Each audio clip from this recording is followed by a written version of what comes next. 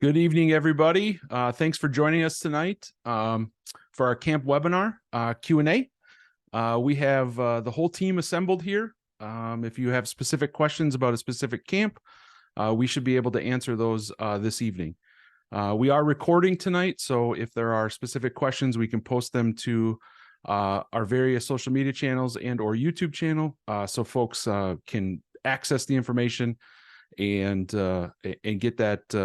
get those questions answered if they may have the similar questions in the future. My name is Josh Anderson. I am the Council Program Director. I will kick it to the team to introduce themselves quickly. Just some logistical logistical coverings tonight. If you have a question that you would like to ask, we just ask that you use the raise hand feature, and then we can call on you individually so we can get those questions answered. So we're not talking over each other throughout the process. Everybody is already on mute, so that is helpful as well. We ask that you stay on mute if you are not asking a question, and then after your question is over, you can mute yourself so we don't have any background noise and we can clearly answer the question. So I'll kick it over to Dan to introduce himself, and we can get started quickly. All right. Hi, I'm Dan Skripczak. I'm the Council Camping Director. I'll be also acting as the Seasonal Camp Director for both Bear Paw and Gardner Dam this summer. And I'll kick it over to my Program Director at camp, Dan Connolly. Well, hello, friends. Dan Connolly here, Voyager District Executive, and serving this summer as Program Director for our Wisconsin North team, serving Scouts BSA at Bear Paw and Webelos in August at Gardner Dam. Glad to be with you all. I'll kick it over to Dan. Oh, wait, we're out of Dan's. Let's send it over to Michael Tunis for Camp Rocolio. Hey, y'all, I'm Michael Tunis. I'm the Camp Director at Camp Rocolio again this year. Excited to see you all come to camp. I guess, Laura and Melissa? Hi everyone, I'm Laura Martin. I work at the council office to help with the registrations for Cub Scout and Webelos camp at Rocolio and Gardner Dam. And this is my first year doing camp, so I am doing Scouts BSA at Bear Paw and Hiawatha.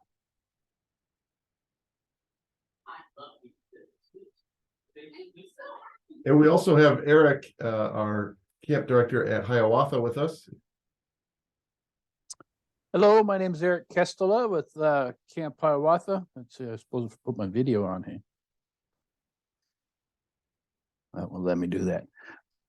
My name is Eric Kestela with Camp Hiawatha. This is my third summer at Camp Hiawatha as Camp Director. My 12th year on camp staff at Camp Hiawatha. So be glad to see you when you come out and have a great summer. All right, with that is our team that's assembled tonight. If anybody has a specific question that they would like to kick us off with, go ahead and use the raise hand feature and we will get started.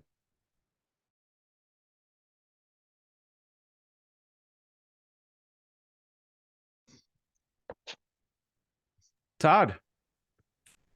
Hello. A couple questions. I have a number, so maybe I'll ask a couple and give a pause and then come back if that's okay. So my first two questions are on Eagle Challenge. It looks like it's per rank. Oh, sorry, these are all questions for Scouts BSA camp at nothing else. For Eagle Challenge, it looks like it's a patrol per rank. Is that correct? So they'll be working on, if they're a tenderfoot, they'll be working on second class stuff. Is that kind of the plan? I can jump in. Todd, is your question specifically for Bear Paw or Hiawatha? Sorry, Bear Paw, my apologies. Okay, nope, that's quite all right. We both offer a first-year camper program. It's Eagle Challenge at Bear Paw, but we use the terminology interchangeably. So you are correct. We are offering Eagle Challenge in a cohort model this year. Both in the morning and the afternoon, it'll be 3 to 4 patrols based on camper sign up and participation. However, it is not the case that we are going to segregate the campers by either age or rank. In fact, we're going to mix it up a little bit, and each patrol in each cohort is going to have new scouts who are working on tenderfoot who are working on second class, and second class scouts who are working on first class rank. In that way, the scouts all get a chance not only to work on their own advancement objectives, but they can refresh, the older scouts can refresh some of the skills that perhaps they're rusty on, and they can practice using the EDGE method to help our patrol guides, the camp staff, deliver instruction on those skills to the younger campers, to the tenderfoots and second class. So, and the new scout. So we're going to mix it up a little bit, and for the new scouts, it'll all be new. For folks who are already second class or tenderfoot, it will be a review of some of that material. Perfect. So my second question, then I'll pause and come back, is for medical forms, would you prefer they be snail mailed or emailed? So the answer is mailed is technically the only answer we're supposed to give currently. We're not supposed to accept electronically delivered medical forms. That darn HIPAA. Yeah, so could you please mail them to the Center of Scouting? The address is in the Leader's Guide. We would appreciate that. Perfect. All right. Todd, I just want to touch back on your first question just briefly, just because I'm guessing other people have questions along those lines. One of the things that we are also going to be doing with those patrols is really focusing on the patrol method itself as well.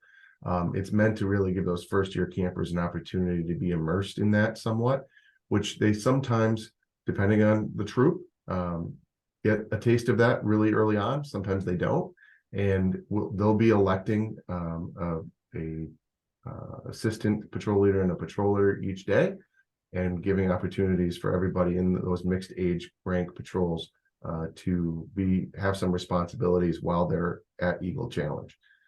We'll also be doing some things along with flag ceremonies and the like, just to give them that practice. And lastly, I just need to reiterate for everyone, we will not be signing off on any of those requirements. We will give you a report of which requirements we have provided ample opportunities for those young first-year scouts or Eagle Challenge scouts to demonstrate to our staff and to each other, and which rank advancement items that we have focused on. And then they will be prepared then to do that rank requirement testing per your unit's processes. So keep that in mind.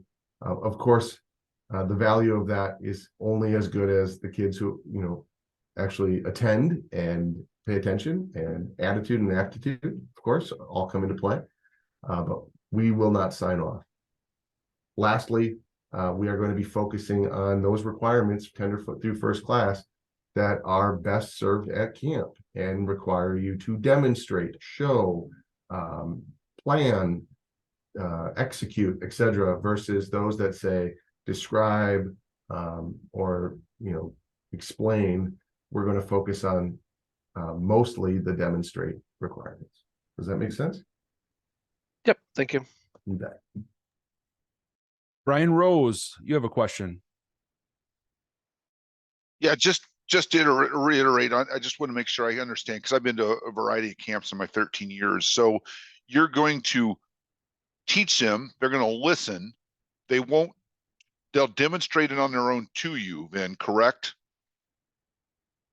But you're not going to, I don't expect you to sign their book, but you're going to give a progress report that they successfully demonstrated. So demonstrate the use of a square knot, and they do that, you'll sign off on that. Can I take that then and say, okay, I'm going to sign off their book because they demonstrated it versus just listen to you? Or yeah, I just want to make sure I'm crystal clear on that one, because I've had a variety of, and this is a sticking point with my Eagle Questers when they come back. The expectation is if it says demonstrate, we're going to want them to demonstrate it to us. Okay, perfect. Okay. And we will sign off, well, not sign off, but we will provide support, a crosshatch that says these are the things we covered today, and you as a unit leader can decide what to do with that. Okay, perfect. Okay, so the second question, and I want to make sure, because I kind of that my scouts know that my policy, if I teach them, here's how to do a square knot, 3 minutes later, like, hey, here I just did a square knot, can I get signed off? I'm like, no. I make them wait at least 30 minutes because I'm not going to let them regurgitate it right there because 3 minutes later they forget how to do it. So I make them wait, or I'll test them the next day on something. So Yeah. when you do the demonstrate, is it going to be immediately or do they come back the next day? How does that work with you? I just want to make sure I understand that. That's going to vary on the skill. Okay. Some of them, it is going to be right away for the sake of time. Okay. Some of them, if you have 10 kids in a patrol, the kid who demonstrates last is probably, in fact, if he's paying attention, going to have an advantage. The kid who does it first is probably just regurgitating something he just watched. There will be varying degrees of advantage there. We will instruct our staff to not just, do each skill with the same first kid every time, but typically if we can build some intentional time in between, we can certainly do that where it makes sense. But with a lot of these, we're going to need to, there's no question about it, Brian, that there are going to be times where we're going to be going through that pretty quickly with the kids and expect them to be able to demonstrate it well.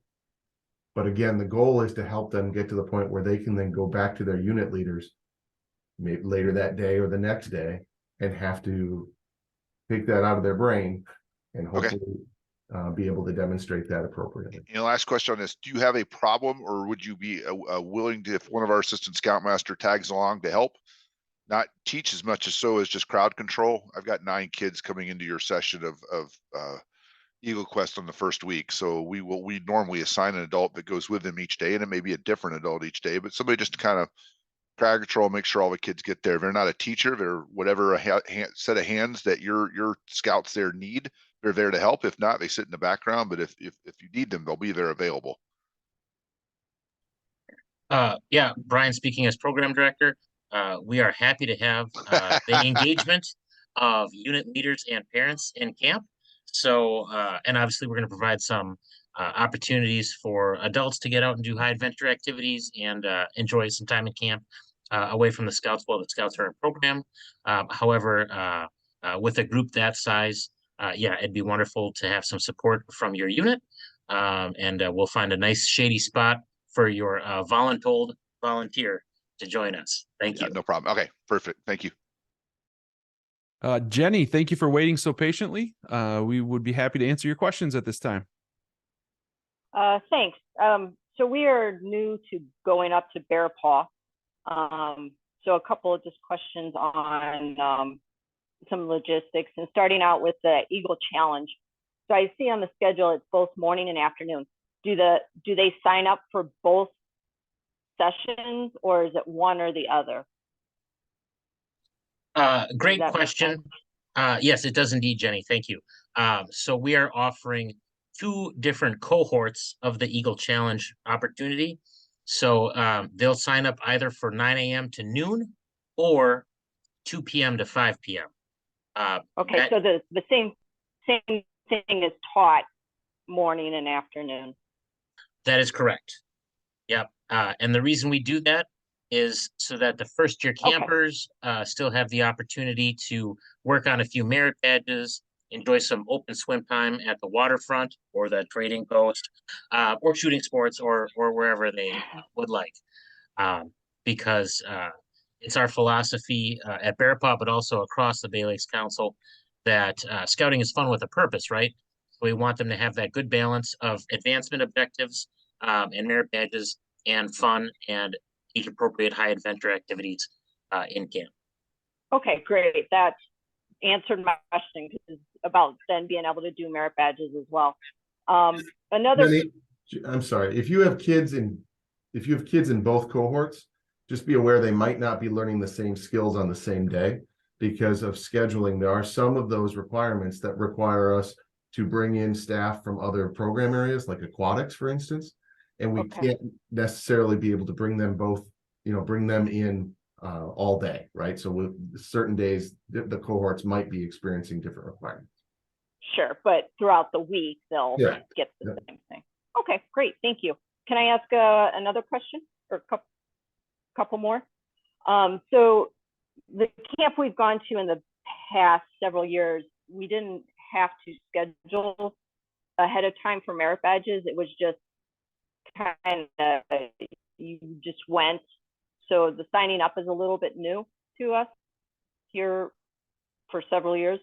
So like life saving is from what, 9 to 10:30. So will they be in life saving all week, or can they get life saving within 2 days and then sign up for another merit badge on like Thursday or Wednesday and Thursday, or is it expected that if they sign up for that life saving, they'll be in that Monday through Friday or Monday through Thursday? Sure, yeah, and a lot of camps, Jenny, do it differently. The way we've set it up is with that merit badge block or that class session, it's going to be that same time at Bear Paw, Monday, Tuesday, Wednesday, Thursday, and we've left Friday as a free day for folks to either finish up any sort of partials, maybe because of absence or weather-related sort of delays, or to enjoy high adventure opportunities. Eric and his team at Camp Hiawatha offer a similar situation. It's just their adventure day is different. So they do their badges Monday, Tuesday, Thursday, Friday, and then off camp high adventure things on the day on Wednesday. Okay. But And yeah. then I was going Go to say, by and large, the merit badges will get done at Bear Paw on that Thursday within the last 15 minutes or half an hour of that merit badge block. Okay. Because we've scheduled different intervals based on the rigor of the merit badge and especially giving attention to those Eagle Challenge required merit badges. Okay. Okay. So I will add, Jenny, that if you on the program schedule, if you see any merit badges with an asterisk, those are the ones that can be earned in 2 days. I know horsemanship is one. Okay. We have a session where scouts would participate Monday and Tuesday, and they would have earned the badge, and then it's a different session for Wednesday and Thursday in that specific regard. So for the most part, all of the merit badges are the Monday through Thursday, with the exception of those that are listed with an asterisk on the program schedule. Okay, that's helpful too. I missed what the asterisk. Okay, now I see it. I missed what the asterisk stood for. And then one other question on the high adventure, that expedition where it's like whitewater rafting, copes, I think, and so the scout, the 14 and over scout that wants to do that, they sign up for the whole week, or can they pick and choose which ones they do? So they are. Go ahead. Sorry. Thank you. This is a Dan C program. Your scouts for the expeditions opportunity will sign up for that session. And over the course of the 4 days, Monday through Thursday, each day they will do a different one of those 4 activities. So whitewater rafting, zip lining, climbing, which includes a built tower and natural rock face, and a mountain biking adventure. So it might be a different order based on the week or on weather, but they'll participate in all 4 of those activities. In the afternoon during open programming, it may be the case that our adventure staff are available to offer similar opportunities to other scouts who didn't sign up for expeditions, or for example, like if the whole troop wanted to go for lunch afloat and have bag lunches in canoes on the lake one day, we can work with those special requests from units. When you get to camp, just speak with your troop guide or your commissioner, campsite commissioner, and they can help connect you with those other resources in camp. Okay. Thank you. We'd encourage you to have your SPL do that, please. Yeah.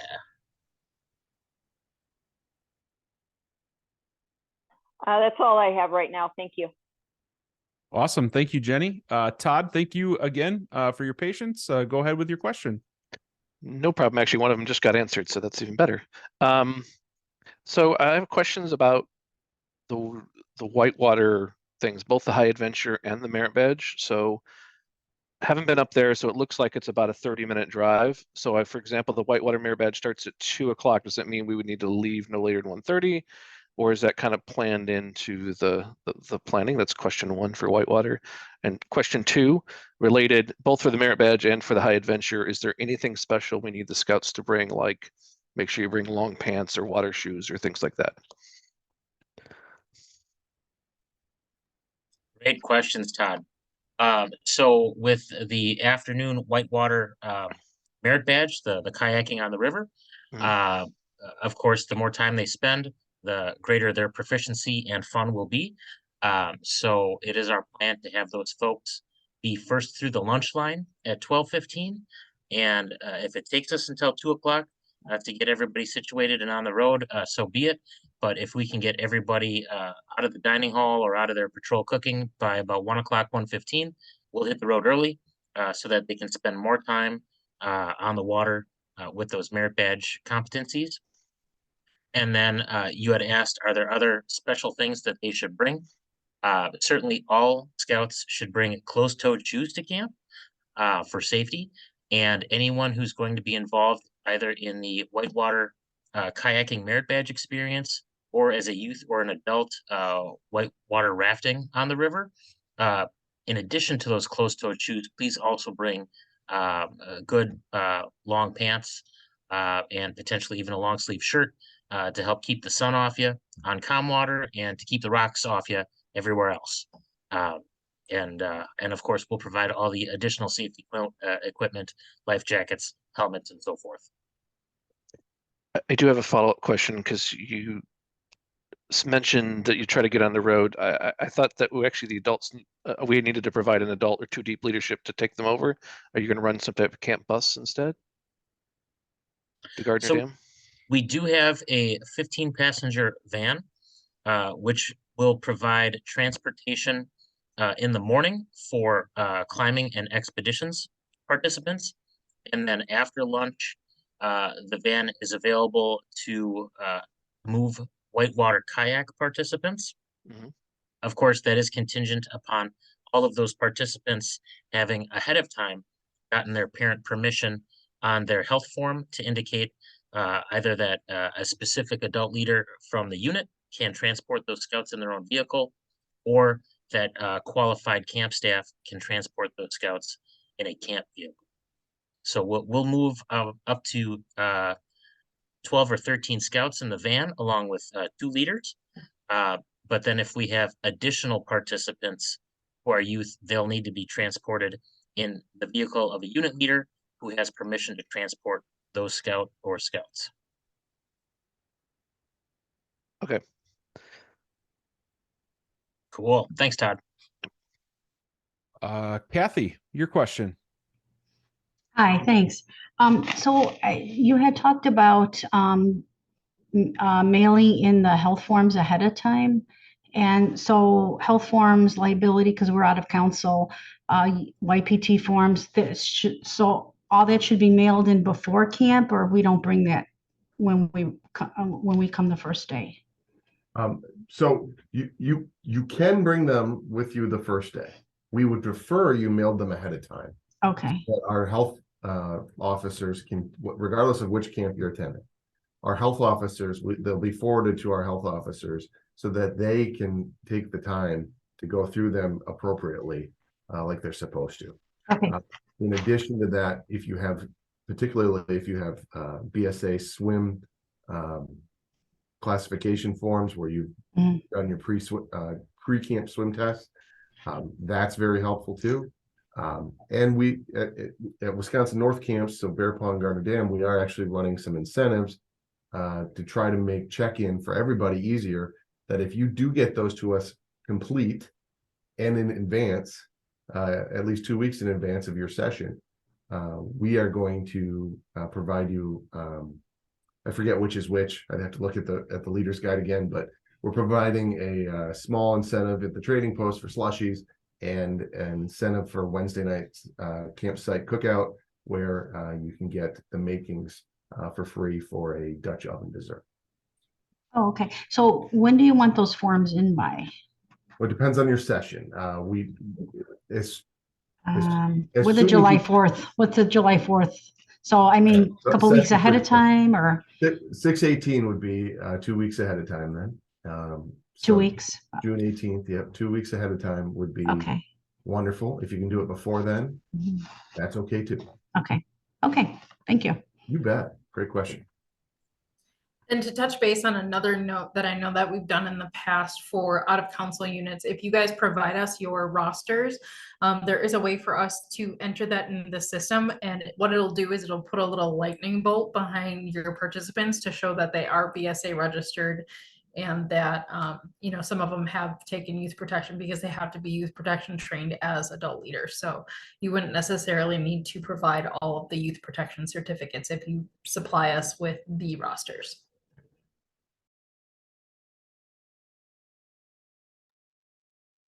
All right, Brian, your question. Going back to Whitewater, just curious if you did need adult help with that one. If there have scout leaders that are trained or counselors that are, you know, willing to go, would you need adult help, or are you good with who you have already? Same question kind of asked with Eagle Quest. So I'm going to just throw this out. Yes, if you are a signed up with the council already as a Whitewater Merit Badge counselor, we will gladly take your help. I'm not Whitewater. I have canoeing and kayaking, I think, but I don't have Whitewater. But I've experienced in Whitewater. But you know, if I can help, I'd be glad to help. Right. Honestly, what I'm going to say with that is I don't know yet. Okay. It's going to really depend a little bit on the session, because Gotcha. when we are taking them down the river, we are required to have a certain number of staff that are certified in swiftwater rescue.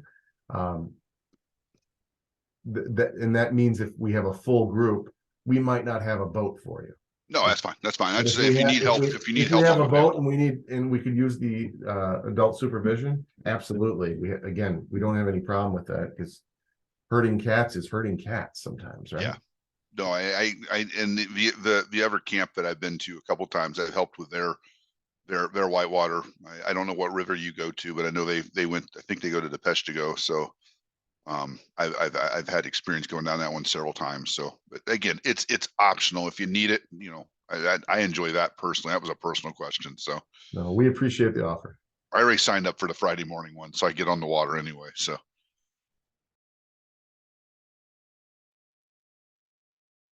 Todd, your question. Sorry, last ones, I promise. So good turns, have your SPL talk to the commissioner?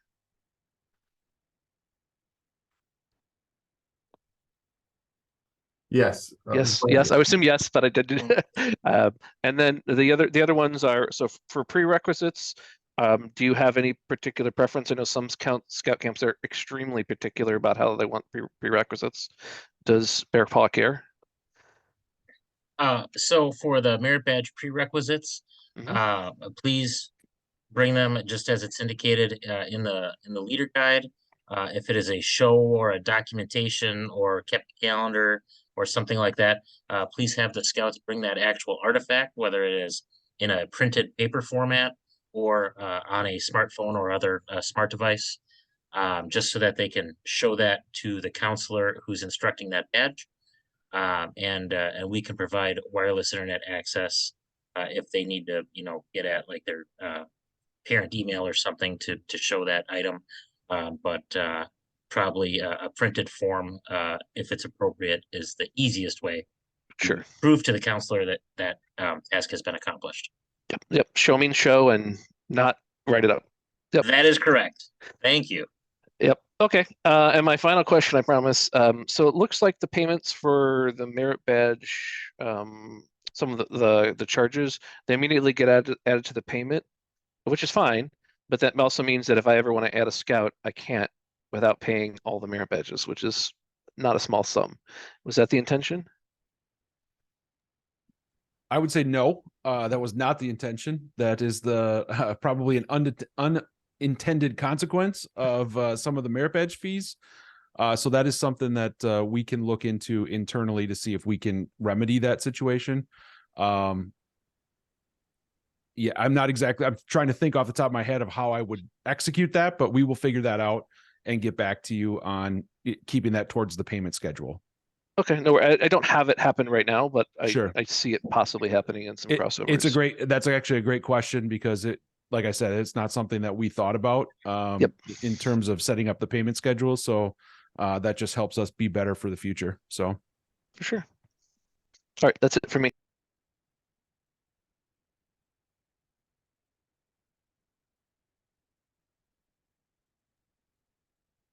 I don't see any other hands raised at the moment. Does anybody have any final thoughts or specific questions about anything related to the process or specifics on program? Anything at all?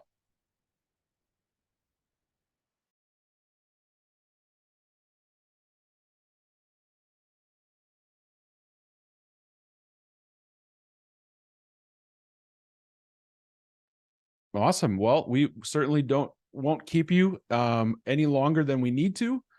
We really appreciate your participation this evening. We are so looking forward to having you in camp and all the awesome experiences that we're going to share together. And as questions come up, please reach out to any of us on the team, and we'd be happy to get those answered. And Todd, we will definitely follow up with the logistics of the payment schedule and how that will work. And I guess thank you for coming to see us, and we look forward to seeing you this summer. In about 30 days, we're going to do another question and answer as well. So we'll be sending out the link for that through the email communications that we're sending through the Black Pug registration system. So as questions come up, please let us know, and we will see you this summer. Thanks much. Thanks, folks.